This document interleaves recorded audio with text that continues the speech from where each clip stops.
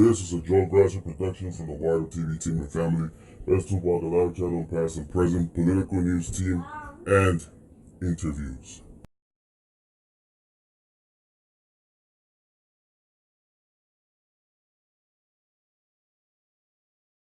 How's it going, my people? It's your boy Wired Up outside this beautiful morning in Phoenix, Arizona.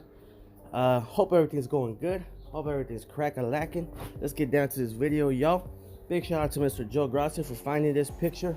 You know, when Joe first showed it to me, man, I was like, he's like, dude, this man look like Pac. And I go, Joe, him and a million other motherfuckers look like Tupac. You know what I'm saying? But like always, you know what I'm saying, my team always got to bail your boy out of, you know, I try to get the juice from my daughter, she ain't having it. The Wired Up TV team has to bail your boy Wired Up from a lot of stuff.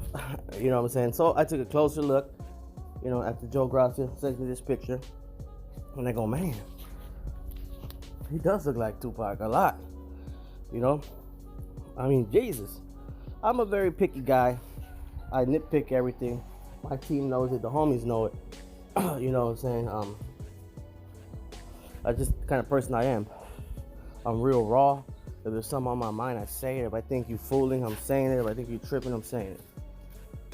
So, you know, it wasn't uncommon for me to not believe in this picture. But I kept looking at it, man, because anything that, you know, that Joe Grasser sends you, man, it's always worth to take a second look, no matter what, how funny, how weird it might look. It's always, I mean, I learned that. Joe sends it to you, you gotta take a second look at it, man. Plain and simple. So I looked at it, I go, all right, I'm gonna give Joe the benefit of the doubt. And I gotta say, man, when I first got this picture, I was at work, so I was outside. I was loading some stuff in some trucks, and the glare of the sun was hitting my screen, so it didn't really look like him. It looked more like the guy that played him on the movie. But when I got home at night, I took a look at it. I always do that. People send me stuff during the day. I'm usually stressed out, don't really want to hear it that much, unless it's something real shocking.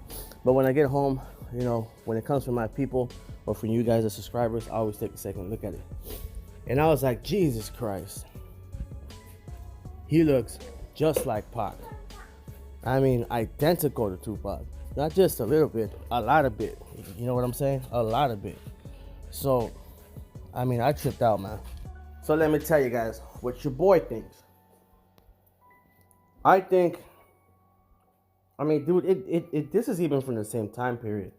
You can tell by the grainy photo what he's wearing, because this was the style for the G's. This was the style back in the 90s. Pac dressed like this too, y'all. He didn't only dress in Versace and gangster Italian suits. Okay, watch when he performs "I Am Mad at You" or I think "California Love" on Saturday Night Live. Okay, he's wearing a shirt just like that, a big old baggy shirt with his big old baggy Levi's and I think some Cortez or something. So Pac sometimes dressed like the homies did, no matter what you know y'all think. God, this looks like Tupac, y'all. Okay. Y'all let me know what you guys think, man. Have you seen this picture? Where did you see it? What do you guys think about it? Is that Pac in your opinion? Who is the lady next to him? I mean, I'm 50-50 on this. Sometimes when I look at, you know, one thing for me that makes me think it is not Tupac is I don't see a nose ring. Okay? And on this picture on the right, you can clearly see his nose ring. I mean, I don't see it, but who knows, man, you know? He might not have been wearing it that day. There is an interview with Pac where he says, hey, man, I gotta go get a new nose ring. I'm feeling naked out here. So, you know, Pac didn't always have his nose ring on him. But that's one thing that kind of puts up the red flag where it might not be Pac. It's the nose ring thing. Ugh, but the rest, guys, looks, I gotta say, it looks legit to me. Okay? It's too legit for me to quit so quick. And it kind of does. So I guess I'm on the 50-50. I have to take a closer look at this. I have to see if this might be a Photoshop picture.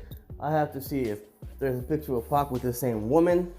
And this woman has taken prior pictures of Pac. But remember, guys, Pac took a lot of pictures with women, with fans. You know, there's pictures of Pac with women that nobody in his circle knows.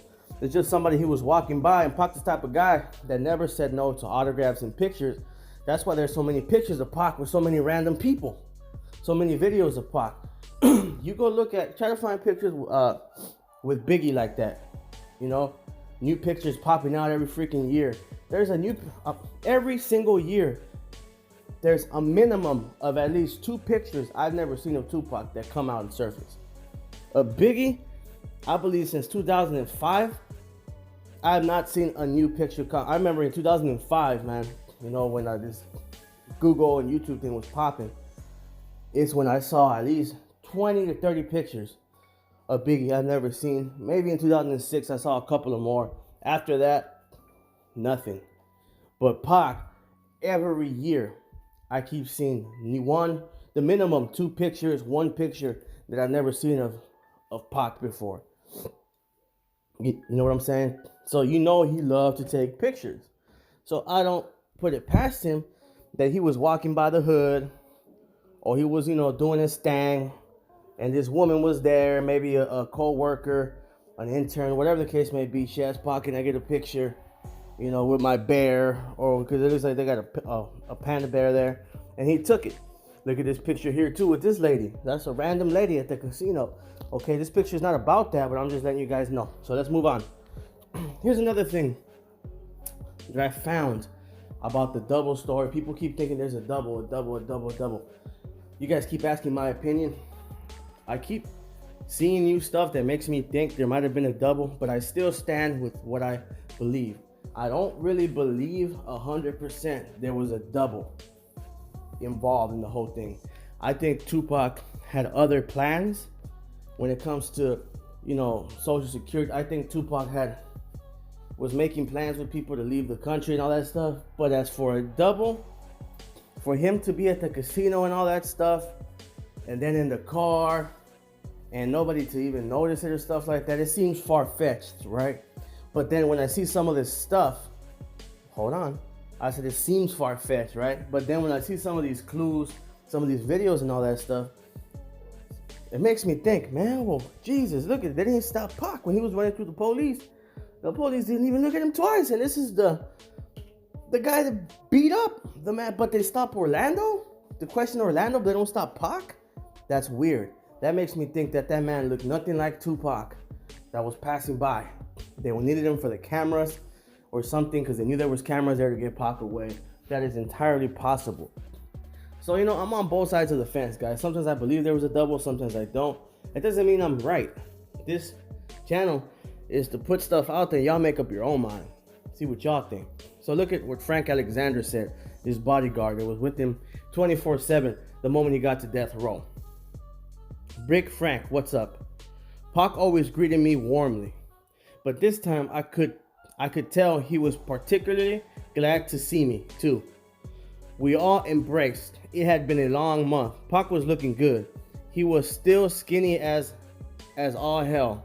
He'd been working for a year straight with little let up, and it was taking its toll on him physically.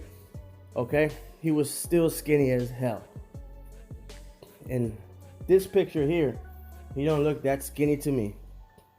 And some other pictures that you see him, even on the some parts of the video, he looks real skinny, man. You know what I'm saying? He looks like, I don't know if you guys ever seen the South Park, like Starving Marvin, man. He looks really skinny, the big old head. But in some pictures, he looks like same old Pac, you know? So this is why people think there's doubles. This is another reason that I have to think with my inquisitive mind. I have to sit back and think, okay, why did Frank say this? Keeps stepping me back.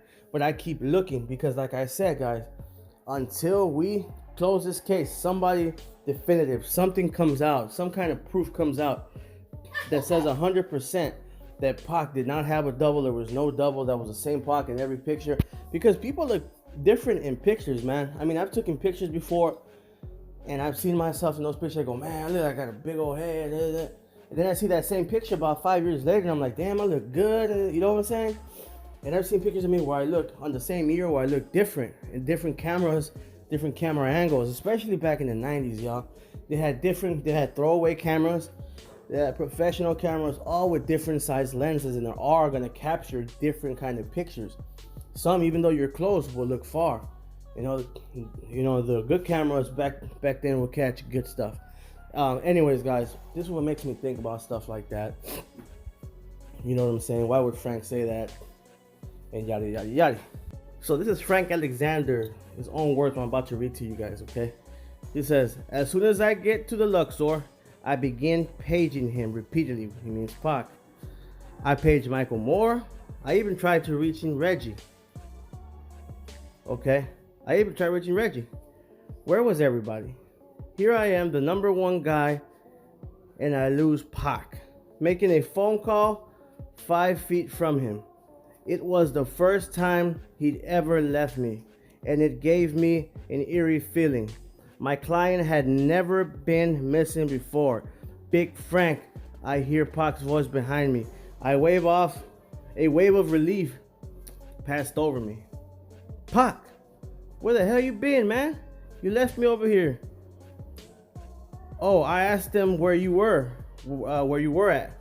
He said, now I can't find anybody. Tupac Shakur, one of the most wanted men in America, has spent the last hour walking around Vegas alone. Even the outlaws were nowhere to be found. So he disappeared on Frank, guys. He booked it on Frank Alexander. Okay? He says it right there. He says, well, the part that you guys don't have a chance to see, but I've read, I believe this is from the book. Or it might be from an article, but I read it. He asked Pac to give him a second. He was going to make a phone call. He turns around. He probably steps about 5 feet away from Pac to make the phone call because they were gambling, screaming, and stuff like that. So he does that. When he turns back, ending the phone call, Pac is gone. So he's looking all around for Tupac for a while. And while he's doing this, guys, he was peeping the exits. He was looking at the exits. Why was he looking at the exit? Anyways, Pac disappears. He says it right here. He's never done it before. Hold on, let me check where he says that at. Okay? He says, here I am, the number one guy, and I lose Pac, making a phone call 5 feet from him. It was the first time he'd ever left me. It was the first time he'd ever left me, and it gave me an eerie feeling. My client had never been missing before. Never. Okay, Big Frank, I heard Pac's voice behind me. A wave of relief passed over me. Pac, where the hell you been at, man? And we already read this. But he told y'all Pac never done that before. He never left his security that way before, especially Big Frank, because they were tight. You know what I'm saying? Nobody can deny that. If you guys don't know who Frank Alexander is, you can Google him. He has a book called Got Your Back. He did several DVDs with some loser fat guy that looks like the guy from Addams Family, Uncle Fester. His name is R something Khan.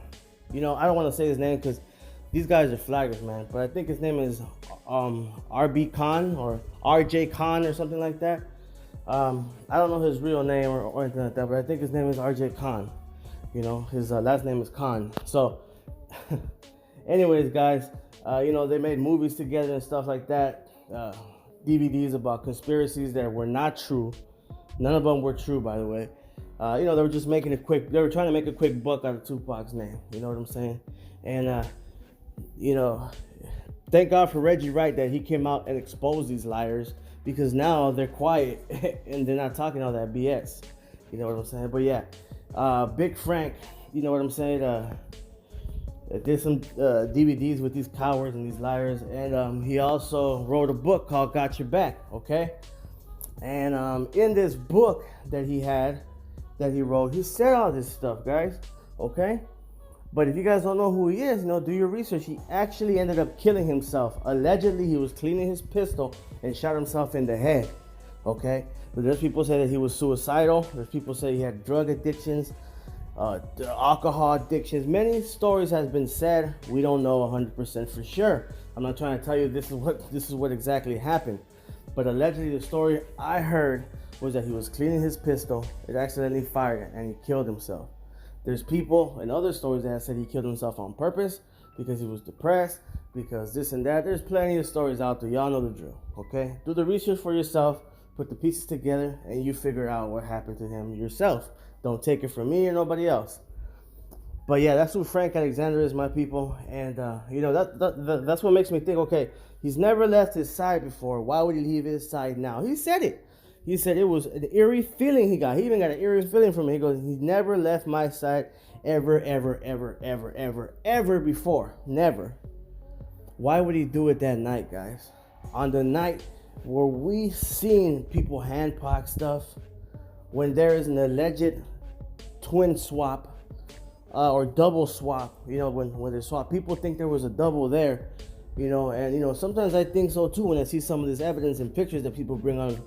But is that where he did the switch? Because the outlaws were nowhere to be found either, so he ditched everybody, y'all. Everybody. Frank said it. He was walking around, the most wanted man in America. And by the way, why would you say that? But the most wanted man in America was walking around Vegas by himself. He said even the outlaws could not be found. Go back and read it, y'all. He ditched everybody. Why would he do that? Why? I want to know what you guys think. I want to know what you guys know. Have you guys heard the outlaws do an interview about that? What have y'all heard? But why would he ditch everybody? He was just there gambling, and he probably just watching, goes, oh snap, I gotta switch with the double. I mean, what? I don't know, or snap, I gotta go get this paperwork before, I'm saying, these fools try to, these fools try to kill me or whatever. You know what I'm saying? But whatever the case may be, even Frank Alexander noticed it and thought it was weird. And if I'm correct, and this is from the book, this is from, I think, 1998, y'all. So this is before all those little silly conspiracies even came out, okay? This is before anybody really started talking about Pac being alive and all that stuff, before all that, okay? Before all the other silly conspiracies like Suge did and all that other BS came out too. So it's crazy if it comes from the book, but it can be from an article. I'm not 100% sure. We would have to research that, where these props came from. I'm thinking it's from the book. But anyways, guys, let me know what you guys think. Why would he split up like that? Why would he leave Frank Alexander, his main security, and even the outlaws ditched and disappear for some time? Okay? Did he have to make a switch? Did he have to get something? Let me know what you guys think. Keep your head up. Always stay wired up, my people. And I'll talk to you guys very, very, very soon. Stay blessed. And peace out.